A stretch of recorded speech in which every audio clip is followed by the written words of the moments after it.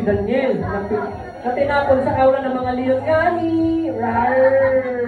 Ngunit nagpadala ang Diyos ng isang anghel upang hindi mo mga bibig. At ngayon, siya na yung titikot yun. 20.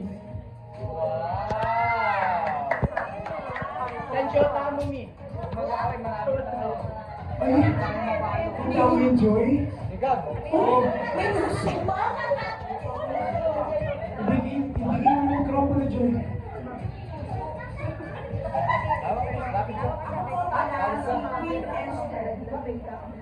Ang reyna na nagtiwala sa Diyos. Sa kanya ay mapulang. ML yan. Healing for everyone. Grabe si number 21. May mga minions. Grabe, namunta sa likod. Kita sa harap. Kaya nga. Lugi, may ninyo. Holy, holy, holy is the Lord God Almighty, and the whole earth is full of His glory. Mula sa salitang Hebreo na sarap.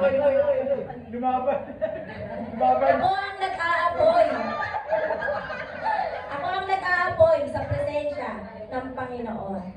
Ako ang seraphim, ang pinakamataas na uri ng anghel. Thank you. Pwede ba pa natin patagalin? Dahil baka higupin na sila muli ng libro. Number 23! 23. Ihandaan ninyo ang lahat para sa Panginoon. Ilimit ninyo ang landas sa kanyang daran. Magsisigalo sa inyong mga kasalanan, babautismo at kayo. Matao kayo! Matao sila! Para patawarin ang iyong mga kasalanan. Si John the Baptist. John the Baptist, okay. Talagang nagsisi si Elizabeth. Huwag kayo hawakan niya yun yung Maria. Kaya nawakan. Si Maria rin parang nagsisisi. Ay, okay, eto. Laban na to, please. Laban na naman to, laban sa mga Ehipto, tama ba? Kaya nga, Ayan na. sana hilingin din natin sa kanya, isulat ang ating mga pangalan sa aklat ng buhay. Sige, tawagin na natin si number 24! 24!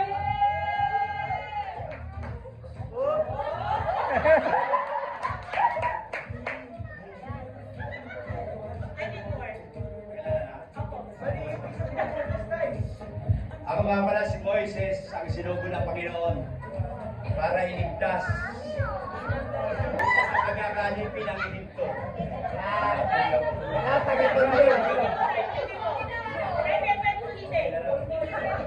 Tayo sa pumunta sa Time! Palingid ko na namin siyang hiniwalayan. Ako nga pala si Joseph, yung asawa ni Mary. Hindi si Sarah, Seth. Ayun mo.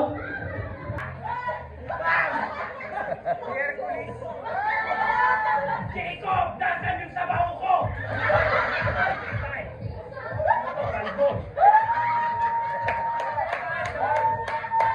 Ako si Iso!